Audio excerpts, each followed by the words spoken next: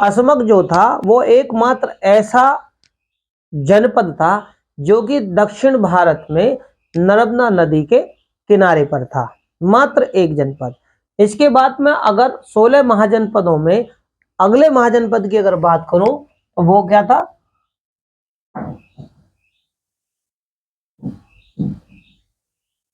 गांधार। कौन था? गांधार, यानी उस समय का तो गांधार, ठीक है ना। 6ठी शताब्दी ईसा पूर्व में तो गांधार था, लेकिन आज के आधुनिक समय में अगर मैं इसके क्षेत्र की बात करूं तो इसका क्षेत्र कौन सा था? आज का आधुनिक क्षेत्र है ना, तो इसका आधुनिक क्षेत्र था रावलपिंडी, ठीक है, पेशावर। क्या था? रावलपिंडी, पेशावर, ठीक है। तो अब आपको पता चल गई कि हम गंधार जनपद को किस तरीके से जानते हैं। तो आज का आधुनिक रावलपिंडी और पेशावर का जो क्षेत्र है वो उस समय गंधार क्षेत्र के अंतर्गत था, यानी गंधार को, यानी इस क्षेत्र को हम गंधार के रूप में जानते थे। इसकी जो राजधानी हुआ करती थी उस समय, इसकी राजधानी क्या थी? राजधानी, इसकी जो राजधानी थी वो थी तक्षशिला। तक्षशिला बहुत ही 16 महाजनपदों में तक्षशिला जो राजधानी है ये बहुत ही प्रमुख स्थान था, है ना। प्रमुख स्थान क्यों था? देखो, अगर पुराणों के अनुसार मैं जाऊं, ठीक है ना, पुराणों के अनुसार यानी पुराने समय के अनुसार अगर जाऊं तो ये जो तक्षशिला की जो स्थापना की थी, ठीक है, अब आप यहां पर समझ लेना कि 6ठी शताब्दी ईसा पूर्व में तो ये जो तक्षशिला है ये गांधार की राजधानी बनी, लेकिन इस तक्षशिला गांधार का प्रमुख प्रमुख स्थल था, ठीक है ना, प्रमुख शहर कह सकते हैं, ठीक है, प्रमुख स्थल था। और इस तक्षशिला जो कि ऐतिहासिक स्थल है, इसकी जो स्थापना की थी वो भरत के पुत्र, किसने? भरत के पुत्र,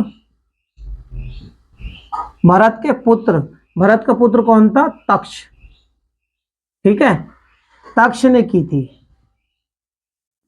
समझे? समझ गए हो गए आप लोग? तो ये इसकी तक्ष ने की। दूसरा, उस समय जो गंधार का प्रमुख केंद्र था, ओ प्रमुख शहर था, प्रमुख नगर जो था, पुष्कलावती।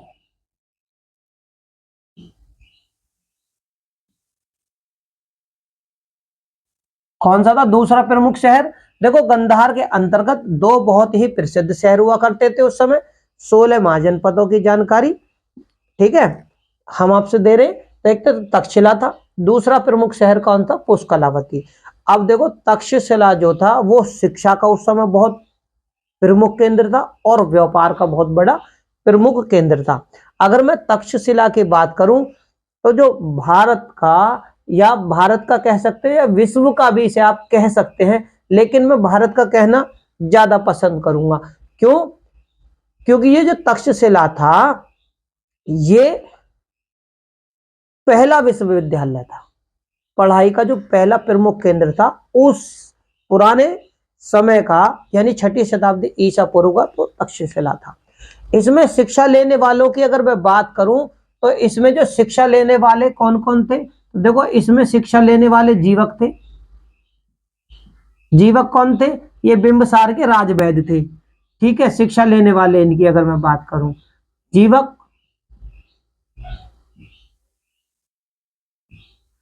चाणक्य,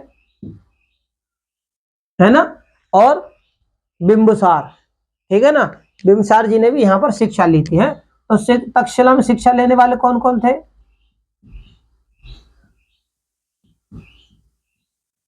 ये आप लोग समझ गए होंगे। तो ऐसी ऐसी महान विभूतियां हैं, ठीक है ना, महान पुरुष थे जिन्होंने यहां तक्षशिला में शिक्षा भी ली थी, ठीक। अब मैं आगे करूं तो देखो, बिंबसार जो थे, ठीक है ना, और प्रसन्नजीत, प्रसन्नजीत,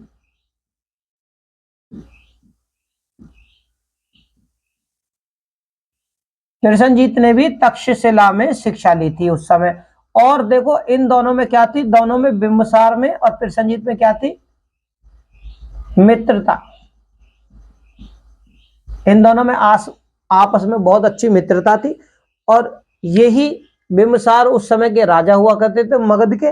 और इन्होंने, होता क्या है, कृष्णजीत जब एक बार बीमार थे ना, इनकी कहानी भी बाद में हम करेंगे आपसे, ठीक है ना। तो इन्होंने शिक्षा ली। अब उस समय, अब बात करते हैं तक्षशिला का राजा कौन था, ठीक है। तो राजा कौन था बात करते हैं थोड़ा, ठीक है। अगर ये आप लोगों ने नोट कर लिया हो तो इसे आप एक बार मिटा देना, आप उसे नोट कर लेना, ठीक है। मैंने आपको बता दी तक्षशिला में शिक्षा लेने वाले कौन थे, जीवक थे। जीवक थे, चाणक्य जैसे महान विभूतियां थी, है ना। और कृष्णजीत ने यहाँ पर शिक्षा ली थी, ठीक है। 6ठी शताब्दी ईसा पूर्व की अगर मैं बात करूं तो गंधार शिक्षा का और व्यापार का केंद्र था, ठीक है ना। क्योंकि ये जनपद था और इसकी राजधानी तक्षशिला थी, जो कि शिक्षा का और व्यापार का बहुत बड़ा केंद्र था। ये मौखिक बता देता हूं, सभी लोग जानते भी हैं, ठीक है। प्रमुख दूसरा शहर क्या था, पुष्कलावती। अब आगे बढ़ते हैं, अब बात करते हैं इसका राजा कौन था। तो देखो इसका राजा जो था, राजा राजा था पुष्करासीन। क्या था, पुष्करासीन।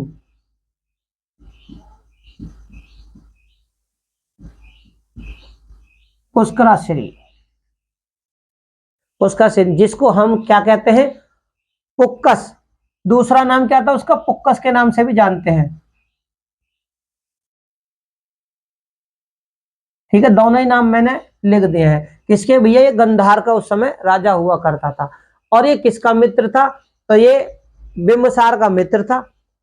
कौन, ये पुष्कर श्रीन जो था, गंधार का जो उस समय गंधार जनपद का जो राजा था, ठीक है ना, पुष्कर श्रीन। ये और मगध का राजा बिंबिसार, ठीक है, ये दोनों बहुत ही अच्छे मित्र थे, मित्र थे। तो देखो पुष्कर श्रीन के यहाँ पर मगध के राजा बिंबिसार ने क्या है, अपना दूत मंडल भी एक बार भेजा था।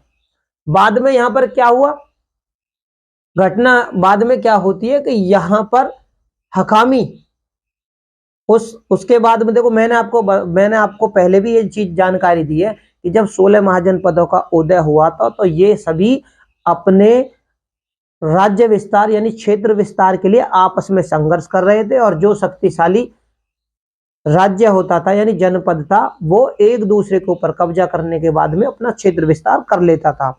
उसी प्रकार मैंने आपको बताया गंधार में क्या हुआ, गंधार हमारे उत्तर पश्चिमी सीमा पर था, ठीक है ना। तो इसमें क्या है कि यहाँ पर हकामी राजवंश का उस समय राजा हुआ, उसका नाम था डेरियस। क्या, गंधार पर हकामी राजवंश, किसका, लिख देता हूं यहां पर,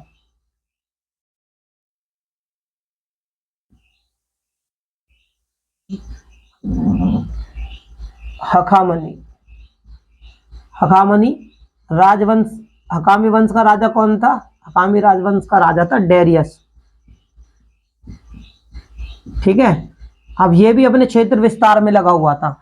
जब ये अपने क्षेत्र विस्तार में लगा हुआ था तो इसी डेरियस ने, ठीक है ना, इसी डेरियस ने क्या करा, गंधार पर अपना कब्जा कर लिया। तो यहां पर लिख देता हूं, डेरियस ने कब्जा किया, ठीक है ना, यानी अधिकार कर लिया, गंधार को जीत लिया। ये आप मौखिक समझ लेना। अब इस पे 16 महाजनपदों में जो गंधार था, जिसकी जानकारी मैंने आपसे साझा की, आने वाले समय में मैं इसके बारे में बताऊंगा कि हकामी राजवंश ने इस पे कब्जा किस प्रकार से किया। बात करते हैं, देखो इसमें क्या है, यहाँ कर जो इसके जो क्षेत्र में लोग रहते थे यानी क्षत्रप लोग रहते थे। और वो जो क्षत्रिय लोग थे यानी जिसको क्षत्रप कहते थे, तो कौटिल्य जी ने उनके लिए क्या कहा है, कौटिल्य जी ने यहाँ के रहने वाले लोगों के लिए क्या कहा है, वार्ता, वार्ता शस्त्रोपजीविका। क्या कहा कौटिल्य ने, कौटिल्य यानी चाणक्य। कौटिल्य के 3 नाम थे, कौटिल्य, चाणक्य, विष्णुगुप्त, ठीक है। तो कौटिल्य को 3 नामों से जाना जाता है। तो इन्हीं ने यहाँ के क्षत्रिय लोगों को, ठीक है ना, या फिर यहाँ के लोगों को कहा था वार्ता शस्त्रोपजीविका,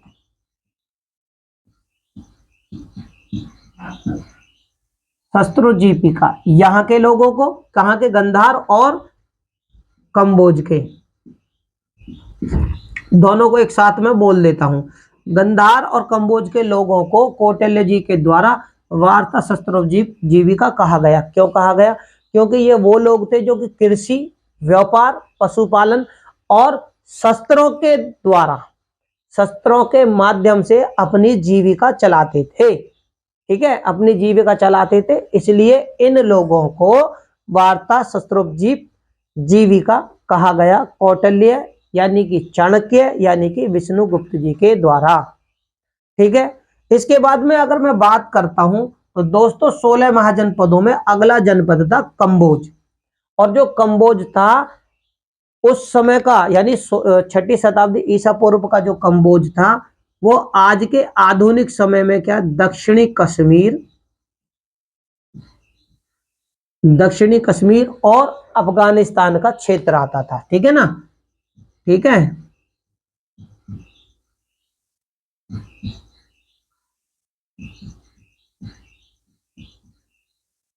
तो आप ये चीज नोट कर लेना, आज का दक्षिणी कश्मीर यानी अफगानिस्तान, ठीक है, अफगानिस्तान का जो क्षेत्र है वो उस समय किस नाम से जाना गया, तो कंबोज के नाम से, यानी ये क्षेत्र कंबोज था और आज के आधुनिक समय में इसे आप कश्मीर और अफगानिस्तान कह सकते हैं। ठीक है, अगर मैं इसकी राजधानी की बात करूं, इसकी जो राजधानी थी वो थी हाटक, और हाटक का दूसरा नाम क्या था, राजपुर। ठीक है, इन दो नामों से इसको जाना जाता है, तो इसकी राजधानी तो जाना जाता। देखो पहले क्या था, ये कंबोज में गणराज्य था। ठीक है ना, ये पहले था इसमें राजतंत्र, लेकिन राजतंत्र होने के बाद में क्या हो गया, गणराज्य, यानी कि ये संघ बन गया। और क्यों पर प्रसिद्ध था भाई, कंबोज किस लिए प्रसिद्ध था? अगर मैं इसकी प्रसिद्धि की बात करूं तो कंबोज जो प्रसिद्ध था वो घोड़ों के व्यापार के लिए। ठीक है, घोड़ों का व्यापार यहां पर बहुत ज्यादा होता था।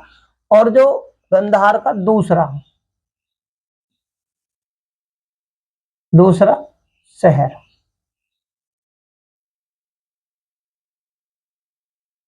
ठीक है, दूसरा प्रसिद्ध शहर, पहला तक्षशिला, दूसरा। तो अब कंबोज की मैंने बात करी, कंबोज को हम किस प्रकार से जानते हैं, तो दक्षिण पश्चिमी जो अफगानिस्तान है, दक्षिणी कश्मीर और अफगानिस्तान है, वो क्या है, उस समय कंबोज था, उस समय तो कंबोज था, आज का आधुनिक अफगानिस्तान है। राजधानी हाटक, जिसको राजपुर के नाम से भी जाना जाता है, क्यों प्रसिद्ध था, घोड़ों के लिए ये बहुत ज्यादा प्रसिद्ध था।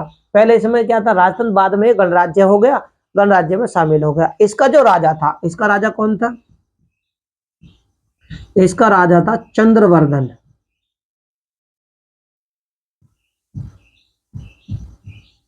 इसका राजा का नाम था चंद्रवर्धन। और वो जो क्या चंद्रवर्धन था उसका, और दूसरा था सुदक्षिण। ठीक है, तो आप समझ गए होंगे। ठीक है, ये कंबोज के उस समय महत्वपूर्ण 16 महाजनपदों में महत्वपूर्ण था। ठीक, इसके बाद की अगर मैं बात करूं तो मैंने आपको बताया कौटिल्य जी के द्वारा यहाँ के लोगों को, कहाँ, गंधार और कंबोज के लोगों को क्या कहा गया, वार्ता शस्त्र जो जीविका, उनको कहा गया। क्यों कहा गया? क्योंकि ये वो लोग थे जो कि कृषि जानते थे, व्यापार करना जानते थे, पशुओं को पालना जानते थे और शस्त्रों के द्वारा अपनी जीविका चलाने में ये लोग माहिर थे, इसलिए कौटिल्य जी ने इनको ये नाम दिया। ठीक है, बात करते हैं 16 महाजनपदों में अगला जो महाजनपद था, यानी 16 महाजनपदों में शक्तिशाली जनपद कौन था, अवंती।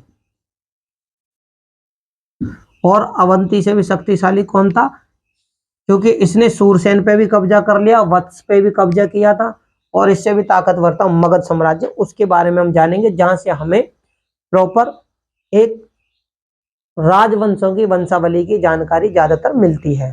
ठीक है ना, तो जो अवंती जो था, अवंती को किस प्रकार से जाने भाई, अवंती तो था 16 महाजनपदों में, पर ये था किस जगह, क्षेत्र कौन सा था? आज के आधुनिक समय में अगर हम इसकी बात करें तो देखो पश्चिमी मालवा। पश्चिमी मालवा का जो क्षेत्र था वो अवंती था, 6ठी शताब्दी ईसा पूर्व में। ठीक है, अब इसके भी दो भाग थे। किसके? अवंती के थे दो भाग। दो भाग कौन कौन से थे? पश्चिमी मालवा का क्षेत्र, ठीक है, क्षेत्र हो गया, कॉमा लगा दिया। इसके दो भाग थे, एक था उत्तरी भाग, ठीक है, और दूसरा था दक्षिणी भाग। ठीक, अब उत्तरी भाग की जो राजधानी थी, अवंती के उत्तरी भाग की राजधानी थी उज्जैन। क्या थी? उज्जैन, उज्जैन थी। और दूसरे भाग की राजधानी कौन सी थी? तो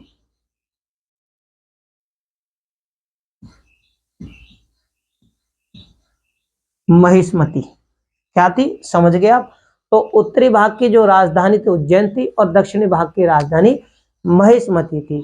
अब इन दोनों के बीच में क्या था? इन दोनों के बीच में एक सीमा रेखा थी। क्या थी? इन दोनों के बीच में थी एक सीमा रेखा। सीमा रेखा का मतलब है इन दोनों के बीच में